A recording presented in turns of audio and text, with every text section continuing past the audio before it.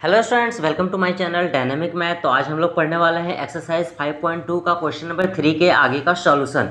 इसके 3 से 4 से पहले का सॉल्यूशन मैंने आपको बता दिया है, नहीं देखा है तो डिस्क्रिप्शन में मैंने लिंक दे दिया है, जाकर के आप सारे वीडियोज़ को आप देख सकते हो।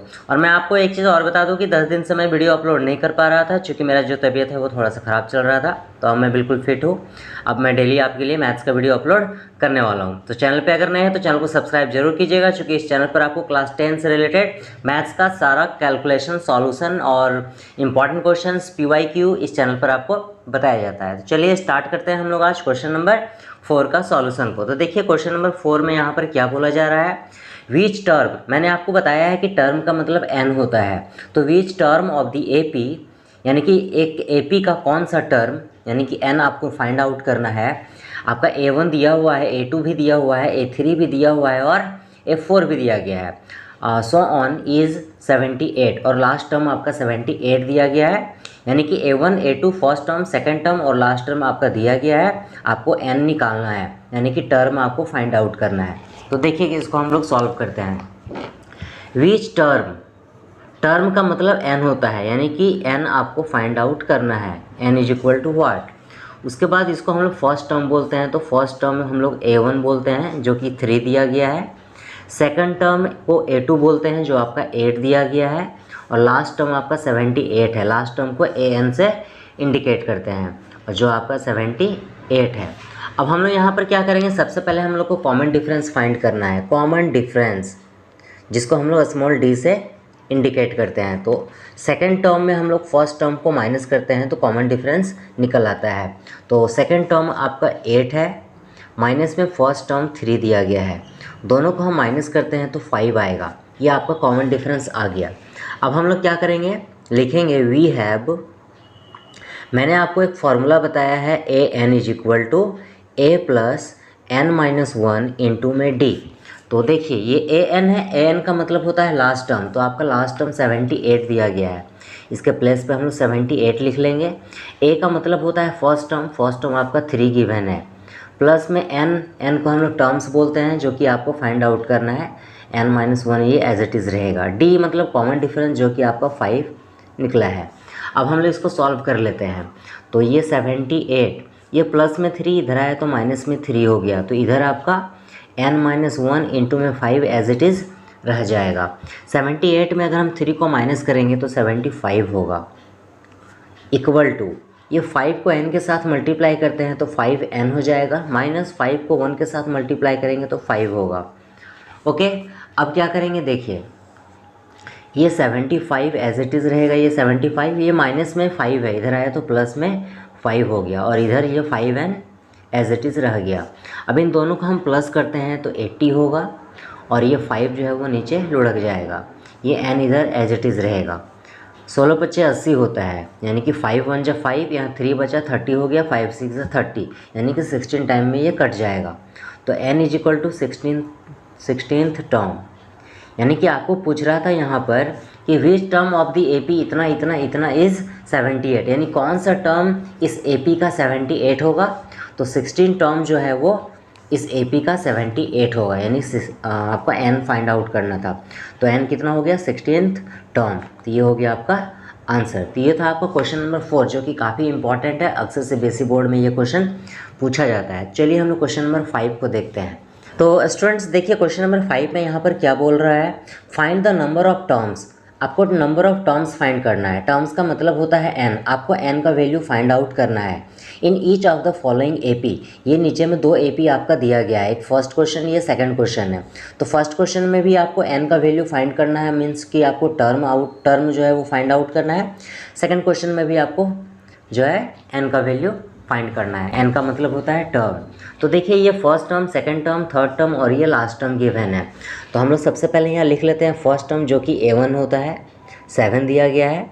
सेकंड टर्म जो कि A2 होता है, 13 दिया गया है। और लास्ट टर्म को हम लोग AN से डिनोट करते हैं जो आपका 205 दिया गया है। कॉमन डिफरेंस को हम लोग D से डिनोट करते हैं, जो कि आपको फाइंड आउट पहले कर लेना है। तो कॉमन डिफरेंस फाइंड करने के लिए हम लोग क्या करते हैं, सेकेंड टर्म में फर्स्ट टर्म को माइनस करते हैं। तो सेकेंड टर्म जो है वो आपका 13 है, माइनस में फर्स्ट टर्म आपका 7 है, तो 13 में हम 7 को माइनस करेंगे तो आपका 6 आएगा, तो 6 हो गया। अब हम लोग क्या करेंगे, यहाँ पर लिख लेंगे वी हैव, मैंने आपको एक फार्मूला बताया है, वो होता है आपका A N is equal to A plus N minus 1 into D. ये फार्मूला आपको अच्छे से याद कर लेना है, इसी फार्मूले से पूरा एक्सरसाइज जो है वो ख़त्म होगा।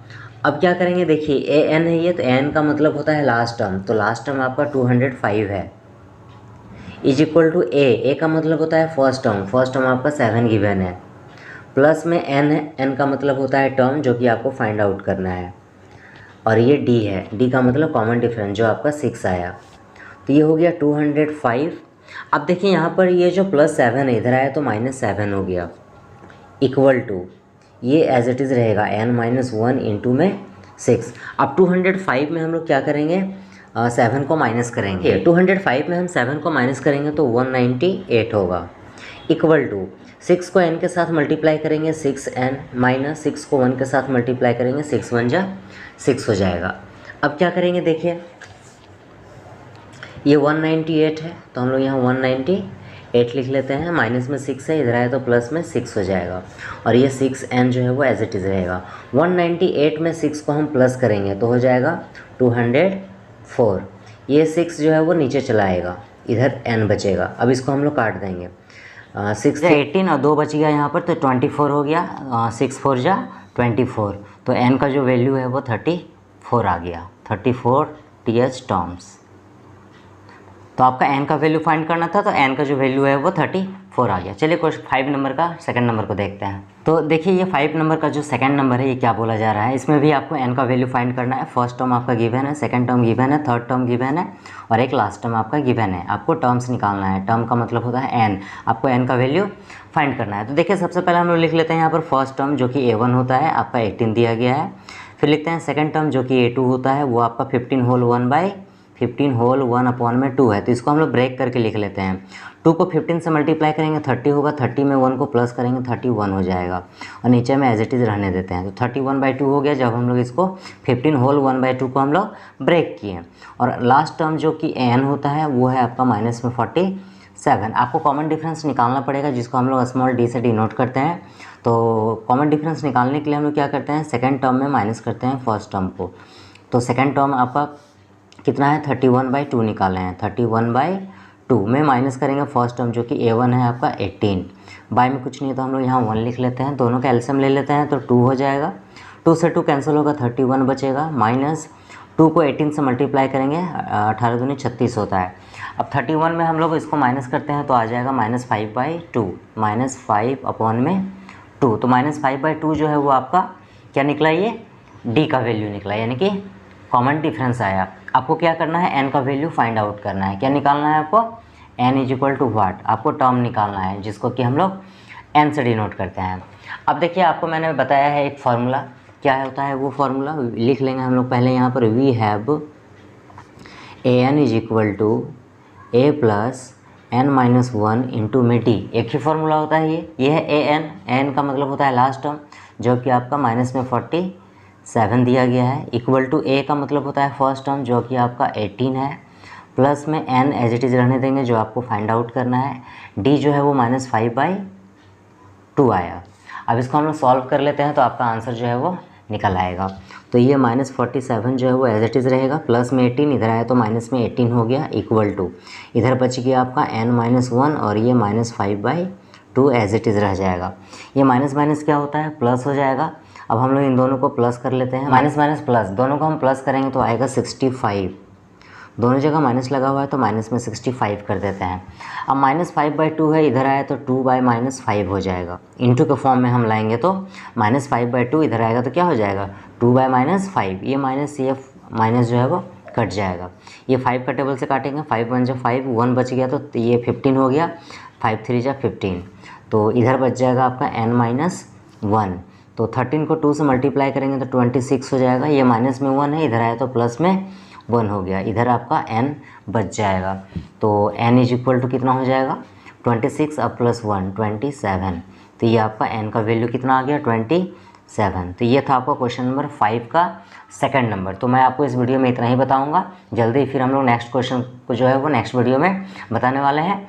और अभी तक अगर चैनल को सब्सक्राइब नहीं किया तो चैनल को सब्सक्राइब भी जरूर कर लीजिएगा। मिलते हैं जल्दी हम लोग फिर नेक्स्ट वीडियो में। तब तक के लिए बाय बाय।